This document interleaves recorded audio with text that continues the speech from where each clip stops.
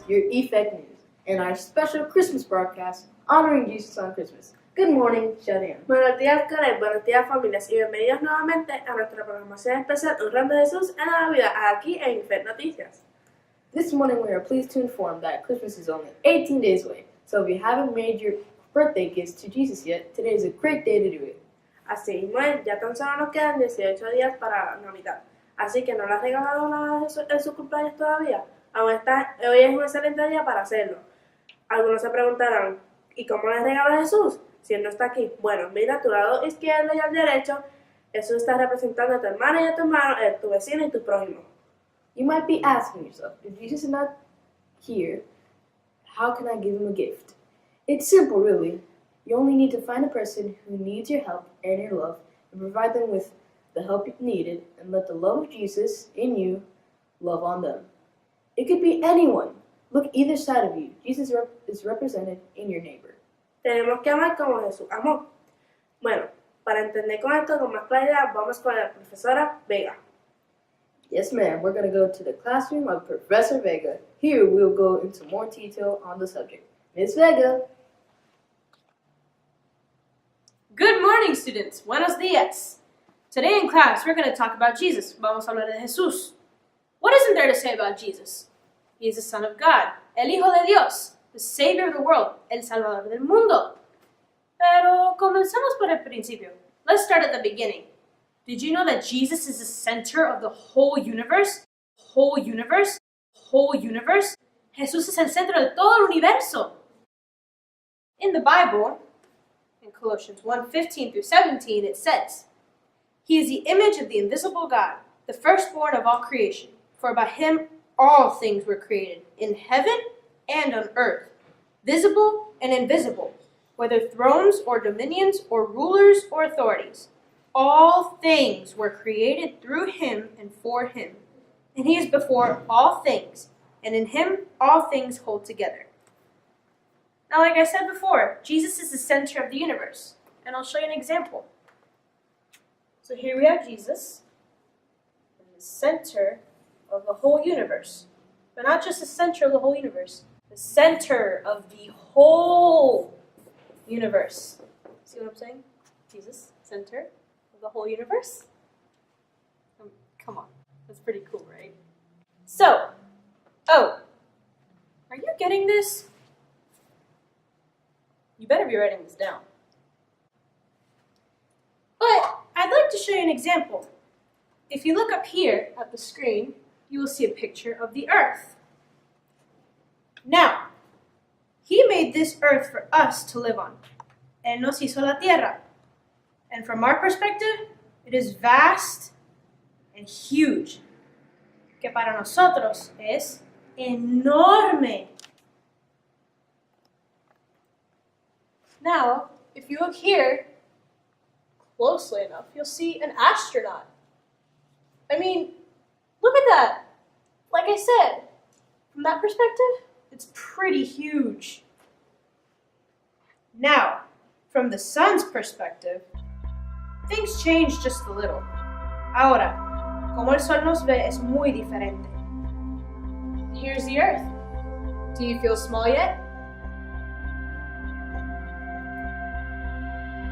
And if you look at this example, you'll see that the earth is all the way up here, little itty bitty earth. And here is the ginormous sun. That's pretty big. Well, if we go farther out to our galaxy, we become a tiny speck in the Milky Way. Así nos vemos dentro de nuestra galaxia. So, imagine how small we must look to the creator of it all.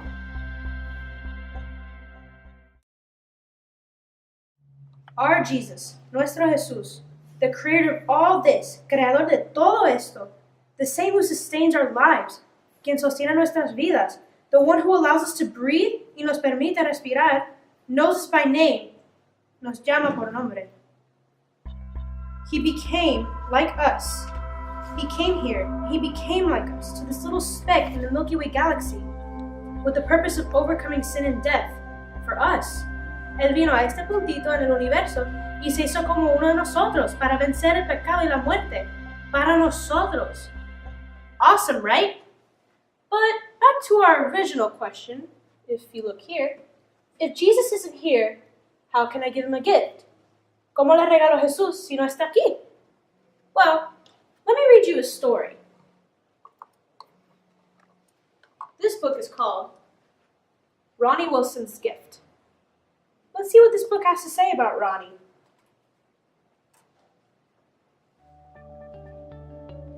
Little Ronnie Wilson's jaw dropped in amazement. It was the first time he'd heard the real reason Jesus came to earth such a long time ago. He did that for us? That's amazing! Then an exciting idea popped into Ronnie's mind. Jesus gave me an awesome gift, so I want to give him a present too. When Ronnie got home, he tried to think of a perfect present for Jesus. His teddy bear?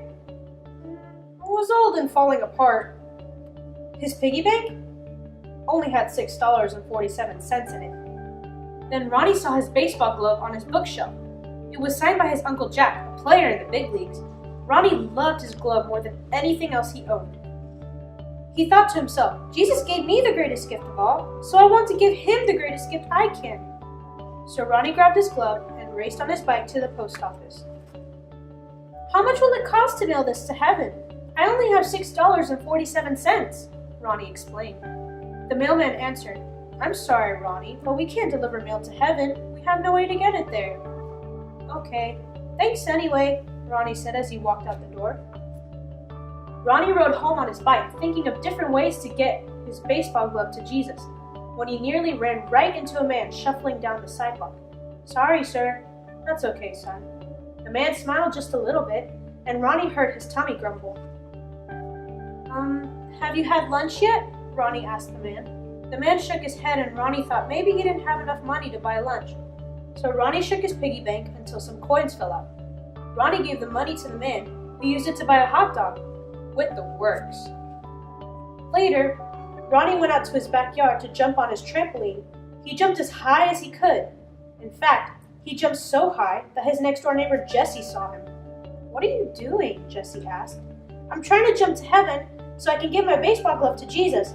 Do you want to jump with me? Ronnie asked. Jessie said, yes. Jessie and Ronnie didn't jump high enough to make it to heaven, but they had a good time trying. At the carnival the next day, Ronnie bought a giant balloon with the rest of his money. Then he tied his baseball glove to the balloon and wrote a note to Jesus. Just as he was about to let his balloon fly up to heaven, he heard a little girl crying, Mommy, my balloon! Ronnie didn't like that the girl was sad, so he gave his balloon to her. But now he had no way to get his gift to Jesus. Ronnie prayed, Jesus, I'm so sorry I couldn't get your present to you. I tried my hardest. Thank you anyway. That night, Ronnie had this strange dream. He was in heaven, and Jesus said to him, Thanks for the present, Ronnie. What present? Thanks for the balloon when I was sad. Thanks for jumping on the trampoline with me when I was lonely. And thanks for the hot dog when I was hungry. What do you mean? Ronnie asked. Jesus answered, Don't you remember what I wrote in the Bible? Whatever you do for these brothers of mine, you do for me. Billy is the man you saw near the post office. He lost everything in a fire except his faith. He had just prayed for food, and I used you to answer his prayer. Your neighbor Jesse loves me, but he is lonely. I used you to be a friend to him. And the little girl who lost her balloon? Her name is Rachel. Her dad works hard but doesn't have a lot of money. So I loved it when you gave her your balloon. They are all my children, and when you give a gift to my children in need, it's the same as giving to me. So, thanks, Ronnie. Just then, Ronnie woke up. It was the happiest dream he'd ever had, and he wore a huge smile across his face. Now he knew exactly what he was going to do. Later that day, Ronnie went and played at the park with his friend Keith. Keith had always wanted to play on a baseball team, but he didn't have a glove. So that afternoon, Ronnie gave him a surprise. Keith had never been so excited. As Ronnie knelt by his bed that night, he looked up to heaven and whispered, Jesus, I hope you enjoy the baseball glove. And the king will answer them, Truly I say to you, as you did it to one of the least of these my brothers, you did it to me. Matthew 25:40. Our conclusion then is simple. Loving our neighbors as Jesus loved us is the best gift you can give him.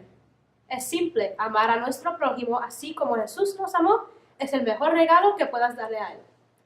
Gracias por su atención. Thank you. Bye.